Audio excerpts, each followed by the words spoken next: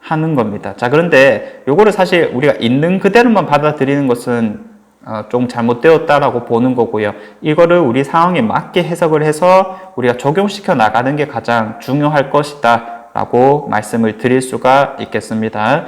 자, 그래서 해석을 좀 해보도록 하겠습니다. 자, 표현 속에 숨겨진 가장 기본적인 상식은 어떤 것이냐.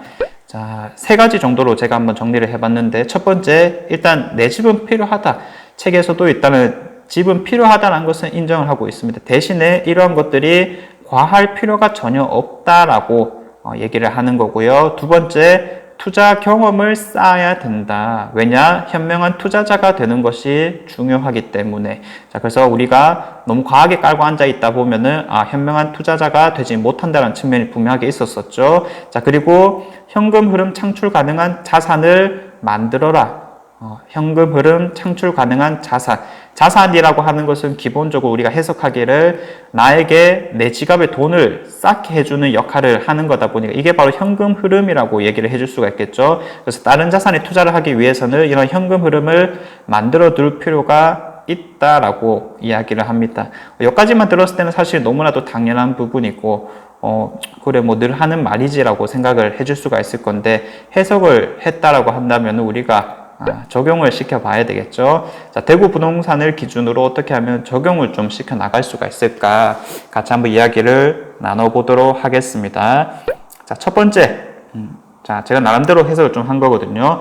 자, 어떻게 하면 좀 적용을 시켜 볼 수 있을까라고 생각을 했었을 때, 자, 제일 비싼 아파트가 중요한 게 아니다. 그래서 충분히 좋은 아파트를 여러분들이 선택할 필요성이 있다라고 말씀을 드립니다. 자, 충분히 좋은 아파트를 선택해야 된다. 내 집은 필요하기 때문에.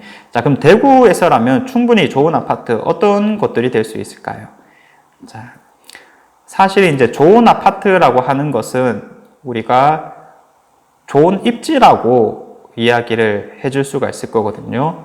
자, 그렇다면은 좋은 아파트는 당연히 좋은 입지 안에 있는 아파트일 것이기 때문에 이런 것도 우리가 범삼, 안삼 쪽으로 가게 된다면은 이거는 너무 비싼 것들이다 라고 대구 안에서는 우리가 이야기를 해줄 수가 있겠죠. 그러면 사실상 내 돈에 모든 것들 좀 깔고 앉아야 된다 이런 측면들이 분명히 있기 때문에 적당하게 만약에 가려면은 우리가 어떤 기준으로 한번 접근을 해봐야 될까. 자, 여러분들 생각나는 게 있나요? 충분히 좋은 아파트들의 기준이 무엇일까? 자, 우리가 추상적인 것을 얘기하는 거 아니겠죠? 조금 더 구체적으로 우리가 뭔가 좀 접근을 할 필요성이 있다라고 보여지는 건데, 자, 살기 좋은 아파트, 상권이 좋은 아파트, 이런 것들이 좋은 아파트라고 할 수 있을까? 사실 조금 힘들 수가 있겠다, 그렇죠? 자, 좋은 입지의 기준에서는 살기 좋은가는 사실 조금 뒷부분이에요. 자, 범삼, 안삼 주변 이렇게도 이제 바라볼 수 있겠고, 교통과 학군을 따져야 된다. 이렇게도 말씀할 수가 있겠고, 자, 살기 좋은 아파트, 그리고 지하철역 근처. 자, 그렇다고 우리가 뭐 1호선, 2호선 역 근처로, 종점 근처로 가겠느냐? 그런 건 아니겠다, 그렇죠? 자, 팔기 쉬운 아파트. 팔기 쉬운 아파트는 명확하죠. 싸면 된다, 싸면 된다. 다른 매물보다 확실히 싸면은 팔릴 수 있다. 이렇게 이제 또 얘기를 할 수 있을 거고. 자, 우리 동네 대장 아파트, 실거주하는 동네, 자산 가치가 더 오를 가치가 있는 곳들, 모두가 좋아하고 사고 싶어 하는 아파트, 수요가 많은 아파트. 의외로 너무 추상적이네요. 사실 요 좋은 아파트의 기준은 추상적일 필요가 전혀 없거든요. 구체적으로 좀 나와줘야 돼요. 구체적으로. 예를 들어서 금액대는 얼마가 적당하겠는가. 아파트는 우리가 추상적일 필요가 전혀 없거든요. 자, 입지는 어떤 입지가 좋겠는가. 그렇다면은 교통과 학군이 받쳐지는 곳은 어디인가. 우리가 대구를 확실한 기준을 잡고 지금 보고 있기 때문에 요거는 구체적이어야 된다라고 말씀을 드릴 수가 있을 것 같습니다. 자, 그렇다면 우리 대구에서는 포인트들이 명확했었죠. 대구광역시의 부동산을 바라봤었을 때 우리가 입지에 대한, 특히 대장 입지, 각 구마다 대장 입지를 좀 나눌 수가 있다라고 한다면 그 포인트는 무엇이었겠느냐. 자, 요거는 유튜버를 많이 봤으면은 여러분들 쉽게 대답이 나오실 수가 있을 거거든요. 요거는 여기까지 또 구체적으로 나왔네요. 뭐 죽전 내거리, 두류 내거리, 동대구역 이렇게까지 구체적으로 나왔고요. 자, 제가 포인트를 늘 말씀드리지만 항상 광역교통과 2호선이 만나는 곳. 액션 형부님. 자, 아주 명확하게 말씀을 해주셨어요. 자, 광역교통과 2호선이 만나는 것들이 대구 부동산에서는 가장 중요한 포인트가 된다라고 늘 말씀을 드려왔었습니다. 자, 그래서 그런 것들이 뭐 수성구 대장인 범어라든지 혹은 죽전, 두류, 청라언덕 혹은 동대구역, 대구역 뭐 이런 것들 중심으로 우리가 좋은 입지다라고 이야기를 해줄 수 있었을 거고요. 이런 좋은 입지들 같은 경우라면 금액적으로도 한번 이야기를 나눠볼 수 있을 것 같은데 사실 이런 대장급 입지 말고도 사실 좋은 입지라고 할 수 있을 만한 곳들은 많이 있기 때문에 금액적으로 접근했을 때에는 우리가 지금 신축 아파트 기준으로 6억 5천 이상 하는 곳들 6억 5천 이상 하는 아파트들이 있는 곳 지금 당장입니다. 자, 이런 것들이 충분히 좋은 아파트들이다 이렇게 이야기를 할 수가 있을 겁니다. 자, 6억 5천 이상 아파트들이 있는 곳. 자, 그러면 그 6억 5천짜리 사야 되는가? 물론 내가 지금 당장 가지고 있는 자본적인 여력이 분명하게 있을 거기 때문에 그냥 그 입지 주변으로 접근을 해주면 된다. 이렇게 말씀을 드리는 거죠. 그래서 웬만한 2호선 라인들이 다 괜찮지만은 그렇다고 너무 가쪽으로 가게 되면은 선호도라든지 혹은 이제 충분히 잘 따라오를 수 있을 것이냐의 관점에서 좀 부족할 수가 있을 거기 때문에 방금 말씀드린 포인트대로 접근을 해준다면 충분히 좋은 입지가 될 수도 있을 거다. 자, 이거를 첫 번째 적용으로 한번 가보도록 하겠습니다. 자, 그래서 만약에 내가 이런 입지가 아니다라고 한다면 다른 계획을 좀 세워볼 수도 있겠는데 자, 이런 생각을 할 수도 있을 거고요. 자, 두 번째 방금 말씀드린 갈아타기를 위한 계획이 있는가. 자, 그럼 집을 일단 내 집 같은 경우에는 자산이 아닌 부채의 개념으로 봐야 된다라고 했습니다. 왜냐하면 내가 이걸 팔지 않는 이상은 계속해서 지출이 발생할 수밖에 없을 거기 때문에 자, 그렇다면 우리는 어떻게 해야 되겠습니까? 당연히 적정한 시간이 지나면은 조금 파는 것도 바로바로 고민을 좀 해줘야 되지 않을까. 내가 더 좋은 입지로 가기 위해서. 자, 그래서 이러한 개념을 보고 우리가 내 집을 부채의 개념이 아닌 자산의 개념으로 좀 만들 필요성이 있다. 이때 가장 중요한 포인트는 저는 갈아타기라고 해석을 했습니다. 자, 그래서 갈아타기 이게 우리가 이제 점프 한다라고 표현하기도 하고요. 내가 그 집에서 뭐 5년이고 10년이고 안주하는 것이 아니라 항상 그 다음 입지, 더 좋은 입지를, 더 좋은 아파트를 위해서 계획을 세워놓고 있어야 된다. 자, 이렇게 말씀을 드립니다. 자, 적용 두 번째가 바로 갈아타기라는 측면이었었고요. 자, 그리고 세 번째, 고정 월급 외에 수익 창출할 수단이 있는가? 자, 이런 측면에서도 얘기를 좀 해볼 수 있을 것 같습니다. 자, 고정 월급 외에, 자, 여러분들이 뭐, 남편이면 남편, 혹은 배우자면 배우자, 이런 분들이 이제 각자 버는 돈들이 분명하게 있을 건데, 자, 그런 월급만으로는 사실 우리의 삶이 크게 바뀔 수가 없다라는 측면은 누구나 잘 알고 있는 거죠. 그래서 이제 투자를 고려하고 있는 건데 아까 말씀하셨던 M잡러가 될 수도 있는 거고요.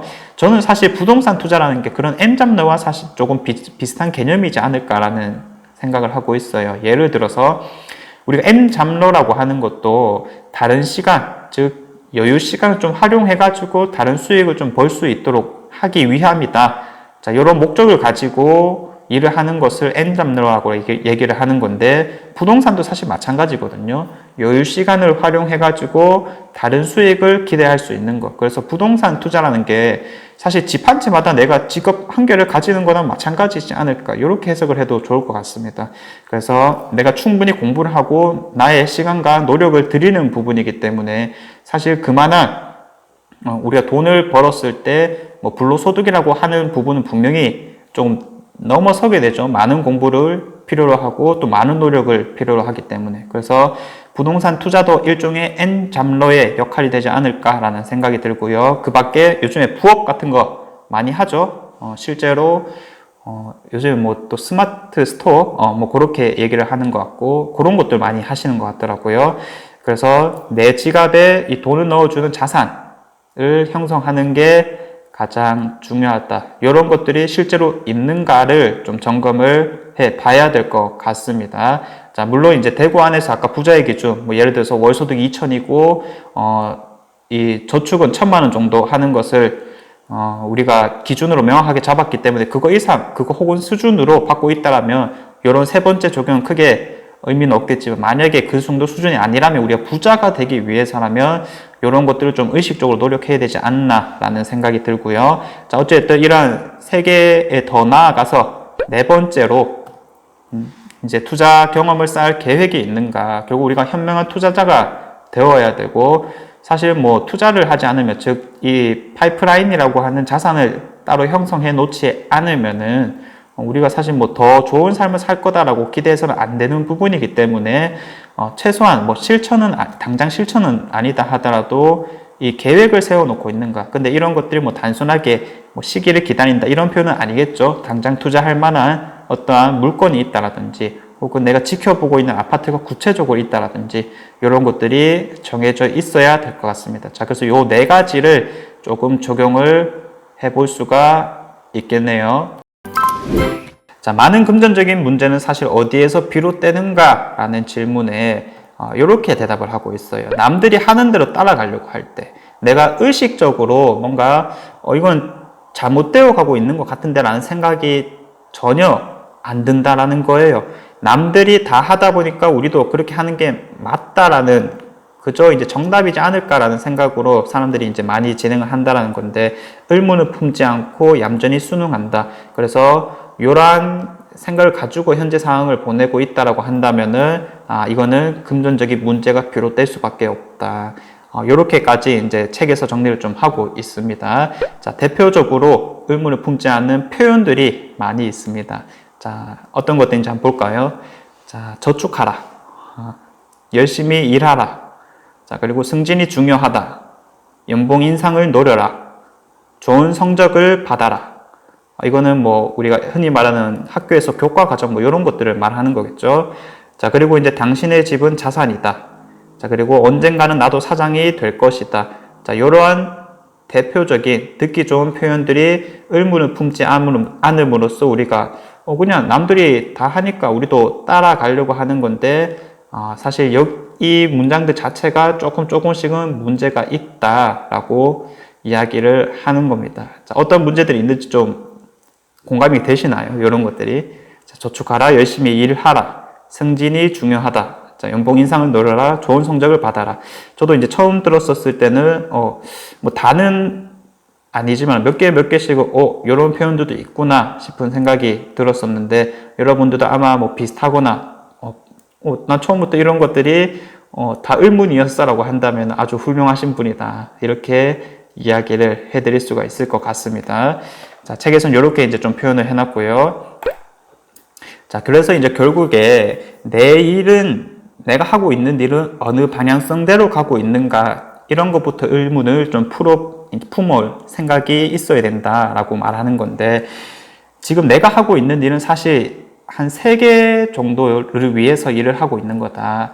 자, 뭐냐면은 나는 사실 뭐 나를 위해서 당연히 일을 하겠지만은, 진정으로 그 일이라고 하는 것은 우리가 속한 회사를 위해서 일을 한다라는 측면이 있었습니다. 자, 당신의 노력과 성공은 모두 소유자의 성공과 은퇴 자금을 뒷받침한다. 자, 이런 얘기가 하나 있고요. 자, 두 번째, 정부를 위해서 일한다. 바로 열심히 일할수록 소득이 커져갈 건데, 이럴 때 또 정부가 가져가는 세금도 늘어나다 보니까 사실상 이거는 정부를 위해서 일한다는 측면도 분명히 있을 겁니다. 그리고 마지막 세 번째, 은행을 위해서 일한다. 재산이란 앞으로 사람들이 생존할 수 있는 능력이다 보니까 우리가 자산을 많이 늘려놓는 것이 중요한 측면일 수밖에 없다. 마지막 세 번째 같은 경우는 특히 뭐 우리가 주택 자금을 활용한다라고 했었을 때, 은행의 대표적인 수익 창출이 예대금리 마진으로 이제 가는 건데, 그런 마진을 위해서 우리가 일을 하는 거다. 그렇게 이제 바라볼 수가 있는 거겠죠. 그래서 이런 것들을 조금 우리가 탈피해 나가는 과정이 중요하다라고 정리해 볼 수는 있을 겁니다. 랑부프를 위해서 일한다고요? 사실 이게 방향성이 좋지 않은 건데. 방향성은 좋지 않지만은 너무 감사하다라고 말씀을 드리겠고요. 자, 결국에 이제 우리의 조금 추상적인 것들을 승화시켜서 구체적으로 해 나간다면 현금 흐름을 증가시키고 자산을 늘려야 된다라고 말씀을 드릴 수가 있겠습니다. 자, 그래서 아까 전에 적용하기를 통해서 우리가 구체적으로 어떻게 좀 해 나갈지를 말씀드렸는데 그거에 좀 정리된 부분이다라고 말씀을 드릴 수 있겠고요. 자, 첫 질문이죠. 이게 어떻게 하면 부자가 될 수 있을까라는 질문에는 사실 우리가 조금 더 원론적으로 넘어가서 이쯤 되면은 많이 힘들죠. 야, 부자가 되는 게 쉽지가 않겠구나. 자, 그래서 정말로 내가 이제 부자가 되고 싶은가? 사실 거기서부터 시작을 해야 될 것 같습니다. 모든 일은 사실 강력한 동기부여가 첫 번째이기 때문에 내가 정말 부자가 되고 싶은가? 거기서부터 좀 시작을 해야 될 것 같아요.